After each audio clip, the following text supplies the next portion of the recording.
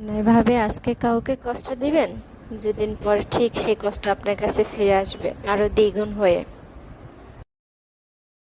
আপনার যদি ছেলের পক্ষে সহ্য নাই হয় তাহলে ছেলেকে কেন বিয়ে করান? আর আপনার ছেলের কাছে যদি কোনো মেয়েকে আসলে ঘরের সব ফার্নিচার সব কিছু গহনাগাটি ব্যাংক ব্যালেন্স সব নিয়ে আসতে হয় যৌতুক হিসেবে, তাহলে আপনার 40 বছরের বুড়া ছেলের কাছে 16 বছরের মেয়ে আসবে কেন? আপনারও তো একটু বিবেক থাকা উচিত যে আমার ছেলের তো বয়স বেশি হয়ে গেছে, চোখে দেখে না, আরও তো 16-17 বছর বয়সের মেয়ে। ছেলে জন্ম দেন কি ব্যবসা করার জন্য? আপনার 40 বছরের ছেলের বউ হয়ে আসলে কম বয়সী হতে হবে, জমিদারের মেয়ে হতে হবে, ঘরের সব ফার্নিচার আনতে হবে, 10 লক্ষ টাকা যৌতুক আনতে হবে। এত কিছু হলে তো বাবার ঘরে বসে খেতে পারে একটা মেয়ে। আপনার 40 বছরের ছেলে ঘরে আসার কি দরকার? আর আপনারই বা কেমন আক্কেল যে এত কম বয়সী একটা মেয়ে মানে সবকিছু নিয়ে আপনার ঘরে আসবে?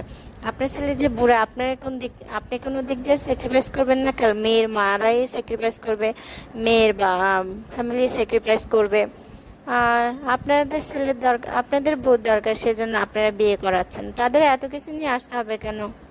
মেয়েদের যদি কোনো দাম না থাকে, ছেলেদের যদি মনে করেন অনেক দাম, তাহলে ছেলে টু ছেলে বিয়ে করেন, কোনোখানে গিয়ে একটা ছেলে বিয়ে করিয়ে নিয়ে আসেন। মেয়েদের বিয়ে করানোর দরকার নেই যত সব। নিজেও একজন মেয়ে, একজন ছেলের মা, একজন নারী জাতি, একজন নারী।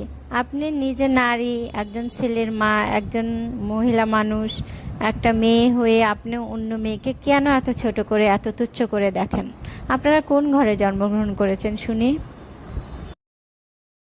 বন্ধুরা, আমি চিন্তা করেছি আমার কন্যা সন্তানকে পড়ালেখা করিয়ে মানুষের মতো মানুষ হিসেবে গড়ে তুলে তারপরে বিয়ে শাদী দেব এবং অন্য দেশে দেব। আমার যে বাংলাদেশে যারা নারীদেরকে সম্মান দিতে জানে না, নারীদেরকে তুচ্ছ-তাচ্ছিল্য করে দেখে, এই দেশের ছেলেদের কাছে আমি বিয়ে দেব না আমার মেয়েকে। আল্লাহ যদি আমাকে বাঁচিয়ে রাখে ইনশাল্লাহ। তো আমার জন্য দোয়া করো, আমি যেন আমার মেয়েকে মানুষের মতো মানুষ হিসেবে গড়ে তুলতে পারি।